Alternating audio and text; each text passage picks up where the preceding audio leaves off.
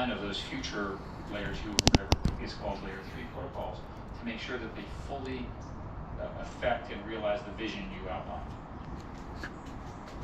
Yeah, makes sense. That's definitely a challenge, but I think we can formalize that, and it's all going to happen pretty openly, and so that I think that can create those bring us back to those positive market dynamics. Yeah, it's interesting in your world and the people that I talk with, I'll use my kind of language, which I must seem old to them. And my kind of language is, gaining market share, dominance, and so forth. And they say, well, that's not appropriate. So that's a different generation of leaders and a different set of language. So the question is, when it's not appropriate, but it's in someone's financial incentive to do it, will they change their mind? And I don't think we know yet. I think it's appropriate. We are the standard for oracles, and we dominate that market because we make the best system. Totally comfortable with that. You guys good with that? I'm good with it. But you've done it in such a way that you haven't excluded your competitors. You haven't killed anybody. No, I haven't killed anybody. I'm not that crazy yet. I haven't got there yet. But if we'll see. Talk to me in a few years. If it keeps going at this pace, who knows?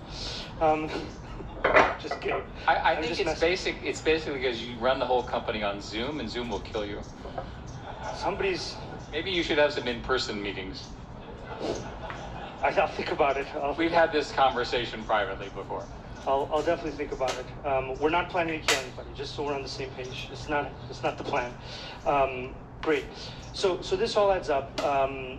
In terms of infrastructure and how it needs to evolve, how do you see oracles fitting into that infrastructure? How do you see infrastructure in Web3 kind of evolving generally? Are there any lessons from Web2 that really explain how at kind of the infrastructure level, not at the app layer, not at the interface layer, and I know we kind of already discussed this, but at the end of the day, the companies that won in Web 2 were better technology.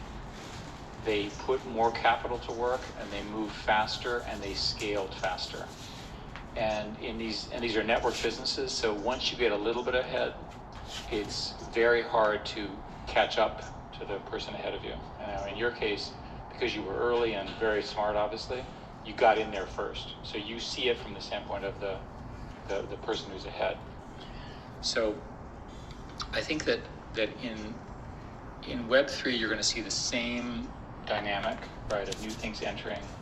And the winners, and I think this is absolutely true of Chainlink, they have better technology, as you said, and it scales better. I'm now speaking as a computer scientist. You've got to get the architecture right so you